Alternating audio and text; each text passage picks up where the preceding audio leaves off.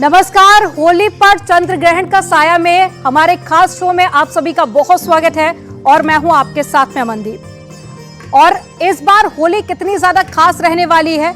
इस बार होली पर 100 साल बाद पड़ रहा है चंद्र ग्रहण। इसका आपके जीवन पर क्या असर होगा, इस बार होलिका पूजा कैसे की जाए ताकि चंद्र ग्रहण का कोई भी असर ना हो, और साथ ही इस बार होली पर ऐसे कौन से संयोग बन रहे हैं जो कि आपको मालामाल कर सकते हैं। इन तमाम सवालों पर चर्चा करने के लिए हमारे साथ में स्टूडियो में मौजूद हैं ज्योतिषाचार्य पूजा भाटिया जी और साथ ही ज्योतिषाचार्य राकेश चतुर्वेदी जी। आप दोनों का बहुत स्वागत है। सबसे पहले पूजा जी, सवाल मेरा आप ही से कि इस बार होली पर चंद्र ग्रहण का क्या असर रहने वाला है और 100 साल बाद एक खास संयोग बन रहा है, तो ये लोगों के जीवन पर कैसे असर डालेगा। सबसे पहले न्यूज़ 18 के सभी दर्शकों को मेरी तरफ से होली की बहुत बहुत शुभकामनाएं। बहुत ही सुंदर प्रश्न किया है आपने कि 100 साल बाद ये संयोग पड़ रहा है कि होली पर चंद्र ग्रहण का साया है। इससे बहुत से लोगों के मन में बहुत से संशय है कि ये चंद्र ग्रहण है, साथ ही पावन पर्व होली का है, तो कहीं कोई विघ्न ना आ जाए, कहीं कोई टेंशन ना हो जाए, कहीं कुछ खराब चीज़ ना हो जाए। लेकिन मैं इसमें आप सभी को ये बताना चाहती हूँ कि चंद्र ग्रहण जो है भारत में बिल्कुल भी विजिबल नहीं है।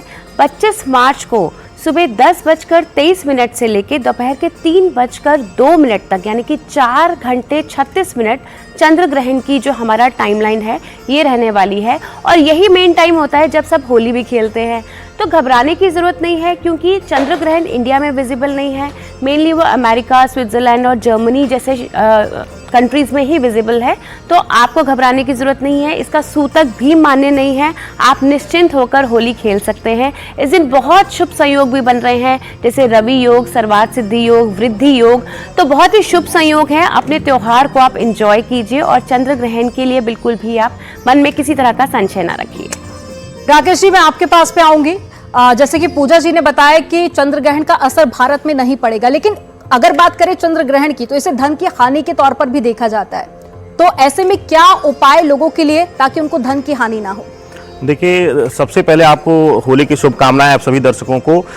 चंद्र ग्रहण को ही नहीं, इस होली और होलाष्टक के दिनों को भी धन हानि से जोड़कर देखा जाता है। क्यों? इसका एक छोटा सा सूक्ष्म कारण भी बता दूं जिससे भ्रम भी दूर हो जाए। इन होलाष्टक के दिनों में कहते हैं कि भक्त प्रहलाद को सबसे ज्यादा प्रताड़ना दी गई थी, तो भगवान श्रीहरि विष्णु इस समय पीड़ित रहते हैं, इसीलिए शुभ कर्म नहीं होते हैं। और जब भगवान विष्णु पीड़ित रहेंगे तो उनकी सर्वप्रिय जो है मां लक्ष्मी, वह भी पीड़ित रहती हैं और आकस्मिक धन हानि इत्यादि का कर। दूसरा, ग्रहण योग का जिक्र हुआ क्योंकि कुंडली में या नक्षत्रों में यह घटना हो रही, खगोलीय घटना है, और यहां पर चंद्रमा जो है केतु से पीड़ित रहेगा। और साथ ही साथ एक विशेष ध्यान देना है, सूर्य राहु के साथ पीड़ित है और चंद्रमा चलित लक्ष्मी का भी कारक है। तो इस बार होली जो है वह धन हानि से जोड़कर भी देखी जाएगी। आकस्मिक धन हानि, स्वास्थ्य पीड़ा, मानसिक पीड़ा के साथ जोड़ी जा रही है, तो थोड़ा सा सावधान आप सभी दर्शकों को रहना है। पहला गुलाल आप भगवान को अर्पित करें, उस समय भी यह मंत्र जपना है। क्या है? ओम नमो भगवते रुद्राय। इस मंत्र का जाप करने से श्रीहरि विष्णु और भगवान शिव यानी कि रुद्र देवता स्वयं प्रसन्न होंगे और हम सभी को हर प्रकार की कष्ट और पीड़ा से मुक्ति प्रदान करेंगे। तो आपने जाना कि कैसे महादेव को आप प्रसन्न कर सकते हैं होली के त्योहार पर। पूजा जी, आपके पास में मैं आऊंगी। ऐसे में लोगों के मन में बहुत सारे सवाल होते हैं पूजा पाठ को लेकर। अब चंद्र ग्रहण भी पड़ रहा है, तो क्या कोई खास पूजा पाठ की जाए और आप कौन से मंत्र बताएंगे हमारे दर्शकों को। देखिए, चंद्र ग्रहण तो पड़ ही रहा है, तो चंद्र ग्रहण का जो समय, जो ग्रहण का समय होता है, वो मंत्र सिद्धि का समय होता है। इस समय यदि आप कोई भी मंत्र, जिस भी आप इष्ट देवता को मानते हैं, उनके मंत्रों का यदि आप उच्चारण करेंगे तो वो मंत्र कहते हैं कि सिद्ध हो जाता है। उस मंत्र का 1000 गुना फल आपको मिलता है। अगर आपको कोई मंत्र नहीं आता है तो आप सिर्फ ओम नमः शिवाय की चैंटिंग कर सकते हैं, क्योंकि चंद्रमा केतु के साथ है। चंद्रमा मनसो जातक, चंद्रमा जो है मन का कारक होता है। तो ऐसे में जिन लोगों का चंद्रमा कुंडली में पीड़ित है, तो उन लोगों को थोड़ा सा मेंटल टेंशन और एंजाइटी और स्ट्रेस लेवल लेवल उनके हाई हो सकते हैं, तो आप ओम नमः शिवाय की चैंटिंग कर सकते हैं, आप श्री सूक्त का पाठ कर सकते हैं, आप भगवान विष्णु का जाप कर सकते हैं, विष्णु सहस्त्रनाम का जाप कर सकते हैं। अगर आपको बार बार हेल्थ इश्यूज आ रहे हैं तो आप महामृत्युंजय मंत्र का जाप कर सकते हैं। साथ ही अपने इष्ट देवता का आपका जो मूल मंत्र है आप उसका भी जाप कर सकते हैं। किसी भी तरह का जाप कीजिए, आपको मंत्र सिद्धि का ये समय बहुत ही शुभ होता है और आपको हर मंत्र का 1000 गुना फल मिलता है। और राकेश जी, आपके पास में मैं आऊंगी। चंद्रमा मन का स्वामी माना जाता है और होली को प्रेम और अच्छे संबंधों का त्योहार माना जाता है। अब ऐसे में चंद्र ग्रहण के लिहाज से रिश्तों को और भी ज्यादा बेहतर बनाया जा सके, उसके लिए क्या उपाय होंगे? अगर आज आपके जीवन में किसी भी प्रकार से प्रेम संबंधों में पीड़ा मिल रही है, आपके वैवाहिक संबंधों में दिक्कतें आ रही हैं या किसी भी तरीके से, तो एक साधारण उपाय है। श्रीहरि विष्णु का प्रेम का रूप है भगवान श्री कृष्ण, और क्या करना है आपको? एक मंत्र का जाप करना है, ओम क्लीम कृष्णाय नमः। इस मंत्र का जाप करते हुए अगर आप अपने पत्नी को, अपने मित्र को, अपने किसी भी जिसके साथ आपके संबंध विच्छेद हो रहे हैं, संबंधों में दिक्कतें आ रही हैं, उनको लाल या पीला गुलाल लगाते हैं इस मंत्र का मानसिक जाप करते हुए, तो आपके जीवन से हर प्रकार की पीड़ा दूर हो जाएगी। तो आपने जाना कि कैसे रिश्तों को आप और ज्यादा अच्छा बना सकते हैं। अब पूजा जी, मेरा सवाल आपसे है कि होली पर चंद्र ग्रहण है, आखिर क्या बातें ऐसी हैं जो कि ध्यान रखने की जरूरत है और कौन से काम ऐसे होते हैं जो कि होली पर नहीं करने चाहिए? देखिए, बहुत ही शुभ समय है होली का, लेकिन चंद्र ग्रहण भी है। तो सबसे पहले तो गर्भवती महिलाओं को बहुत ज़्यादा ध्यान रखने की ज़रूरत है। बिल्कुल भी बाहर ना निकले अगर गर्भवती महिलाएं हैं तो, क्योंकि होली के आसपास नकारात्मक शक्तियां जो है वो बहुत ज़्यादा उजागर रहती हैं। तो ऐसे में थोड़ी सी प्रेग्नेंट लेडीज़ को ध्यान रखने की ज़रूरत है। होली के आसपास के कुछ दिन, जैसे होलाष्टक लग जाता है, होलिका दहन की रात होती है और ग्रहण की भी रात है, तो ऐसे में क्या होता है कि बहुत ज़्यादा नेगेटिविटी हो जाती है। तो ऐसे में जो लेडीज़ हैं अपने बाल खुले बिल्कुल भी ना छोड़ें, बाल बांध के रखें, क्योंकि नेगेटिव एनर्जी बहुत ज़्यादा हो जाती है। होली के आसपास के दिनों में यदि आपको कोई कुछ खिलाता है, जैसे लौंग या इलायची या कोई सफ़ेद मिठाई, तो किसी के भी हाथ से कुछ भी खाना अवॉइड कीजिए आप। और होली के आसपास के दिनों में आप हो सके तो घर में सुख शांति बना के रखिए, कलह बिल्कुल ना करें, बड़े बुजुर्गों का सम्मान आप करते रहिए। साथ ही अपनी पहनी हुई कोई भी वस्तु या कोई भी वस्त्र आप किसी को ना दें, क्योंकि इससे कहते हैं ना कि बहुत ज़्यादा टोने टोटके होते हैं, ग्रहण भी है और होली के भी दिन है, तो इस चीज़ का आपको बेहद ज़्यादा ख्याल रखने की ज़रूरत है। साथ ही चंद्र ग्रहण है, तो चंद्र ग्रहण के बाद आप दान पुण्य अवश्य करें। आपके घर में यदि कोई कुछ मांगने आता है तो उसे खाली हाथ बिल्कुल ना जाने दें, उसको कुछ ना कुछ देकर ही अपने घर से विदा करें। तो क्या उपाय आपको करने चाहिए और वो कौन कौन से काम जो आपको नहीं करने चाहिए, ये पूजा जी ने बताया। राकेश जी, आपके पास में आऊंगी। होली को नेगेटिव ऊर्जा दूर करने के लिए भी काफी अच्छा त्योहार माना जाता है, लेकिन इस बार चंद्र ग्रहण भी है, तो इस बार होलिका दहन पर वो कौन से खास उपाय हैं जो कि लोगों को करने चाहिए? यहाँ पर भगवान श्रीहरि विष्णु का एक जो है वह अचूक मंत्र है, ओम श्रीहरि मरकट मरकट मरकटाय स्वाहा। इस मंत्र का जाप जहां भी घर का मंदिर हो वहां पर प्रातः काल उठ करके आप जपें, और वहां पर उसके बाद श्रीहरि विष्णु को और भगवान भोलेनाथ को गुलाल अर्पित करें, और साथ ही साथ घर के बाहर किसी कच्चे बर्तन में ले जाकर के दक्षिण दिशा में घर के बाहर आप प्रेतीय या पितरों को भी रंगों का यानी कि गुलाल रखने का विधान है शास्त्र में, तो यह जरूर करिए। किसी भी तरीके की नकारात्मक ऊर्जा होगी, पीड़ा होगी, वह दूर हो जाएगी, आपके लिए आपका जीवन सुखमय रहेगा। पूजा जी, आपके पास में आऊंगी। कहते हैं कि ग्रहण में पूजा नहीं की जाती है, अमूमन हम देखते हैं कि मंदिरों में भी कपाट बंद रहते हैं। अब लोगों के मन में सवाल होगा कि होलिका दहन पर पूजा आखिर कैसे की जाए, और साथ ही शुभ मुहूर्त क्या होगा? होली के मुहूर्त की जहाँ तक बात है, तो होली का जो पावन पर्व है वो फागुन मास के शुक्ल पक्ष की पूर्णिमा तिथि को मनाया जाता है, और फागुन मास के शुक्ल पक्ष की पूर्णिमा तिथि इस बार 24 मार्च को सुबह 9:54 पे लग रही है, और वो रहेगी 25 मार्च को दोपहर के 12:29 तक।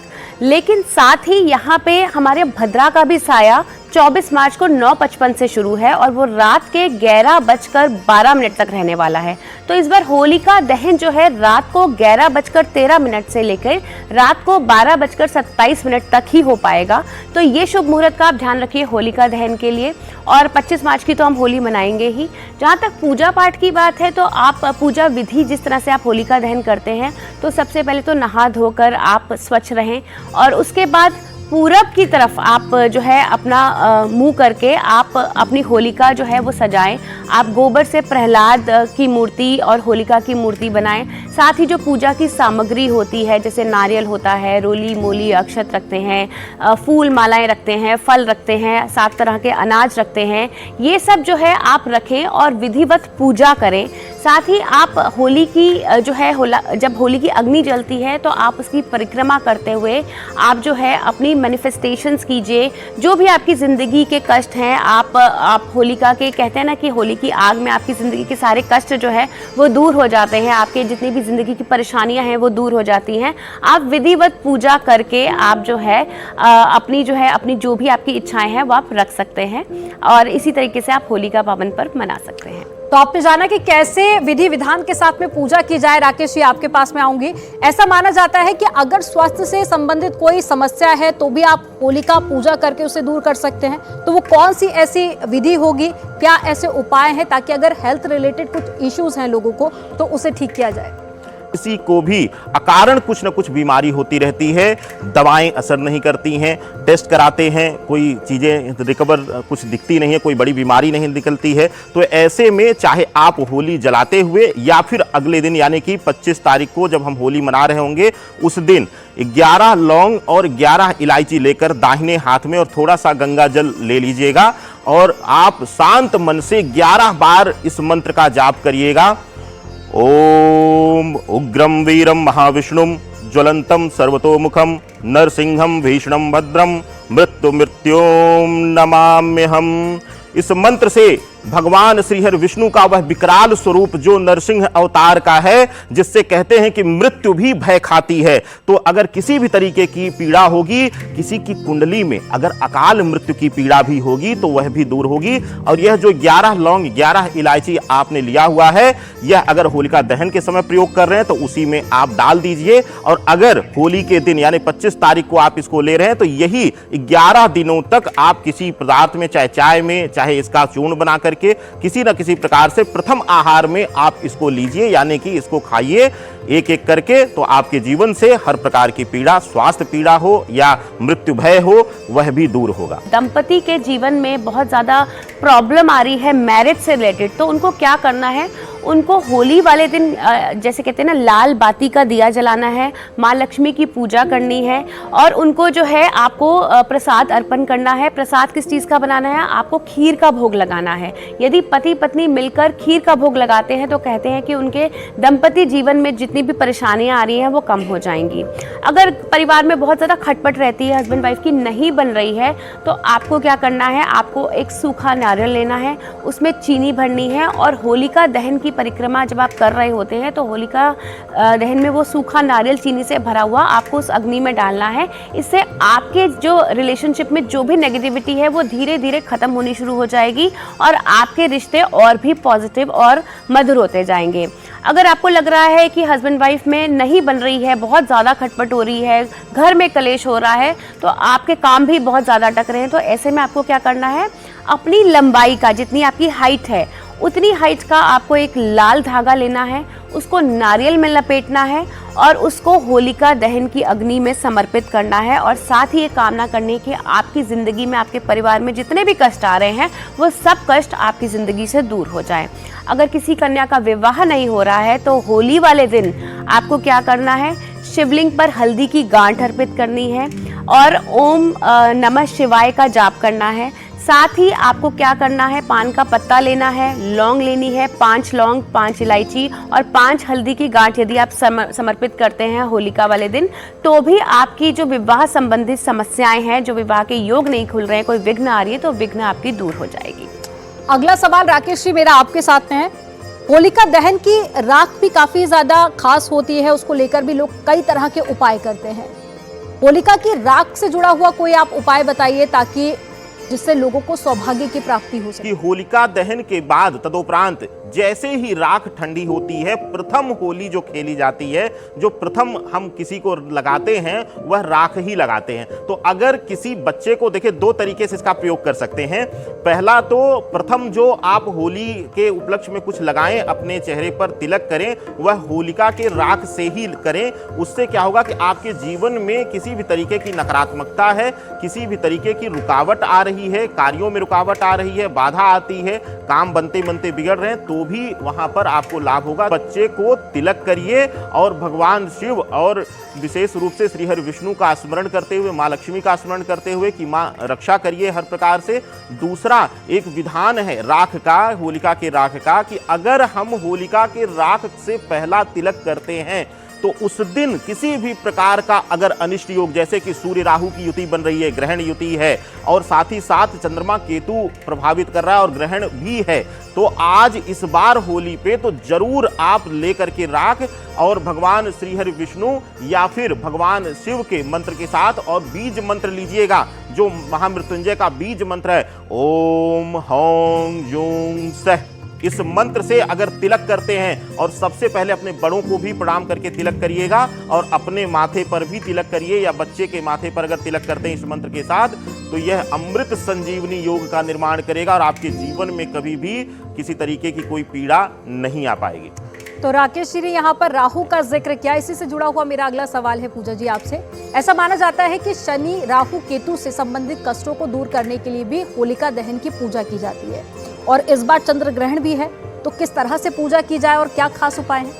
आप होलिका दहन वाले दिन आप जो है एक छोटे से काले कपड़े में कुछ काले तिल लेकर अपनी पॉकेट में रख लीजिए, और जब आप होलिका दहन करेंगे तो उस अग्नि में वो जला दीजिए। अपने ऊपर से 7 बार वार लीजिएगा, ताकि एंटी क्लॉकवाइज वार लीजिएगा, ताकि जो भी नेगेटिविटी है वो उतर जाएगी। और साथ ही जो होलिका की जो भस्म होती है, यदि आप अपने दाहिने हाथ की पहली 3 उंगलियां लेकर उस भस्म को ऐसे अपने माथे पर त्रिपुंड बनाते हैं, तो उससे भी कहा जाता है कि अगर कोई आप पे किसी ने कुछ किया कराया है, जो नेगेटिविटी है, राहु केतु का इफेक्ट है, शनि का इफेक्ट है, वो कम हो जाता है और आपके दुश्मन जो हैं वो आपको हराने में कभी भी कामयाब नहीं होते हैं और आप पर विजय नहीं पा पाएंगे। राकेश जी, अगला सवाल मेरा आपसे है। कई बार लोगों के जीवन में कुछ ऐसी परेशानियां होती हैं, लाख कोशिश करने के बावजूद भी दूर नहीं होती, या फिर वो उपाय करते हैं लेकिन उन परेशानियों से छुटकारा नहीं मिल पाता। इस बार होलिका दहन और साथ ही चंद्र ग्रहण भी है, तो क्या इस खास संयोग में कुछ ऐसा उपाय किया जा सकता है जिससे कि लंबे समय से जो परेशानी चली आ रही है उसे दूर किया जा सके? होली की रात ही आप लोग, या अगर जिस दिन होली खेली जा रही उस रात्रि को भी आप यह प्रयोग कर सकते हैं। क्या करना है आपको? खीर बनानी है, खीर बना करके मीठी खीर बनानी है, और ले जाकर अगर हो उपलब्ध तो उसमें केसर डाल लें, नहीं तो जब खीर बन जाए, पक जाए, तो उसके बाद हल्का सा उस पर हल्दी जो है वह डाल दीजिए और ले जाकर के पीपल या बरगद की जड़ में, और याद रखिए यह दिन डूबने के बाद रात्रि बेला में ही प्रयोग करना है। अपने हाथ से ले जाइए, जिसके भी जीवन में यह पीड़ा हो वह ले जाकर के पीपल या बरगद की जड़ में ले जाकर के रखे। कहीं एकांत अगर पौधा मिल जाए तो ज्यादा अच्छा है, और वहीं पर बैठ करके कुछ देर श्री हरि विष्णु के मंत्रों का, नाम का, चाहे वह भगवान श्री राम के ही नाम का जाप करें या फिर ओम नमो भगवते वासुदेवाय, यह मंत्र बीज मंत्र करें। पूजा जी, राशियों को अगर चंद्र ग्रहण और होली से जोड़कर देखें तो लोगों के मन में एक सवाल होता है कि उनकी राशि पर कैसा असर रहेगा, तो क्या कुछ ऐसी भी राशियां हैं जिनको सावधान रहने की जरूरत है? देखिए, जिस तरह से चंद्र ग्रहण है, और चंद्र ग्रहण जो है, अगर हम कर्क राशि की बात करते हैं तो कर्क राशि के स्वामी चंद्रमा है और वो खुद ही ग्रसित हैं, तो कर्क राशि वालों को थोड़ी एंग्जाइटी हो सकती है, मेंटल टेंशन हो सकती है। साथ ही ये जो ग्रहण जो है वो कन्या राशि में लग रहा है, तो कन्या राशि के जातकों को भी थोड़ा सावधान रहने की ज़रूरत है, क्योंकि यहाँ पर भी उनको थोड़ा सा फाइनेंशियल इशूज़ आ सकते हैं, लेकिन साथ ही उनको नई अपॉर्चुनिटीज़ भी मिलती हुई नज़र आ रही हैं। सूर्य जो है इस बार वो भी राहु के साथ है, तो जो सिंह राशि वाले हैं उनको अपनी हेल्थ का ध्यान रखने की बहुत ज़्यादा ज़रूरत है। इसके अलावा अगर हम देखते हैं कि मेष राशि वालों के लिए समय मिला जुला रहने वाला है, उनको मिक्स रिजल्ट्स मिलेंगे चंद्र ग्रहण के। वृषभ राशि वालों के लिए अच्छा योग बनता हुआ नजर आ रहा है। वृषभ राशि वालों को बहुत पॉजिटिव रिजल्ट्स मिलेंगे चंद्र ग्रहण के। मिथुन राशि वालों के लिए यदि हम बात करें तो मिथुन राशि के लिए जो है यात्राएं हो सकती हैं और उनको यात्रा में थोड़ा सा सावधान रहने की ज़रूरत है ताकि किसी तरह की कोई इश्यूज़ ना आए। कन्या राशि में जैसे ग्रहण लग रहा है तो कन्या राशि वालों को धन संबंधी समस्याएं हो सकती है, तो अपने फाइनेंसिस को अच्छे से मैनेज करके रखिए। तुला राशि के लिए जो है 12वें भाव में ये ग्रहण लग रहा है, तो तुला राशि वालों के धन व्यय कुछ ज़्यादा होता हुआ नज़र आ रहा है, तो उन्हें भी सावधान रहने की ज़रूरत है। और हेल्थ इश्यूज़ और ख़ास करके मैरिड लाइफ में उनको थोड़े से इश्यूज़ आ सकते हैं। वहीं हम वृश्चिक राशि की बात करते हैं तो वृश्चिक राशि के लिए ये शुभ संयोग लेकर आ रहा है। उनकी पदोन्नति, उनका प्रमोशन, उनके ट्रैवल के चांसेस खोल रहा है। उसी तरीके से हम धनु राशि की बात करते हैं तो धनु राशि के लिए जो है ये शुभ यात्राएं का योग नज़र आ रहा है, साथ ही उनको नई इन्वेस्टमेंट की अपॉर्चुनिटीज़ भी मिलती नज़र आ रही हैं। मकर राशि की यदि हम बात करें तो मकर राशि में जो लोग हैं उनको थोड़ा सा अपने हेल्थ का ध्यान रखने की ज़रूरत है और थोड़ी सी इन्वेस्टमेंट में बहुत ज़्यादा जो है इनको कोई भी अगर फर्दर इन्वेस्टमेंट करते हैं तो बहुत ध्यान से करने की ज़रूरत है। वहीं कुंभ राशि वालों के लिए वर्क प्लेस में थोड़े से इश्यूज़ नज़र आ रहे हैं, तो कुंभ राशि वालों को वर्क प्लेस पे बहुत ज़्यादा सचेत रहने की ज़रूरत है। किसी भी तरह का कोई भी डिसीजन बिना सोचे समझे ना लें और अपने सीनियर से ज़रूर कंसल्ट करें। वहीं मीन राशि की बात करें तो मीन राशि वालों को भी सतर्क रहने की ज़रूरत है, अपने हेल्थ का ध्यान रखने की ज़रूरत है, अपनी आइज़ का स्पेशली बहुत ज़्यादा ध्यान रखें मीन राशि वाले, और साथ ही बड़े बुजुर्गों की सलाह से ही कोई भी काम करें। और मेरा आखिरी सवाल है राकेश जी आपसे, पूजा के दौरान में आखिर कौन से ऐसे काम हैं जो कि नहीं करने हैं? हम बात कर ले होलिका दहन की पूजा की या फिर रंग खेलने के दौरान कौन से ऐसे काम होते हैं जो कि आप लोगों को करने के लिए मना करेंगे?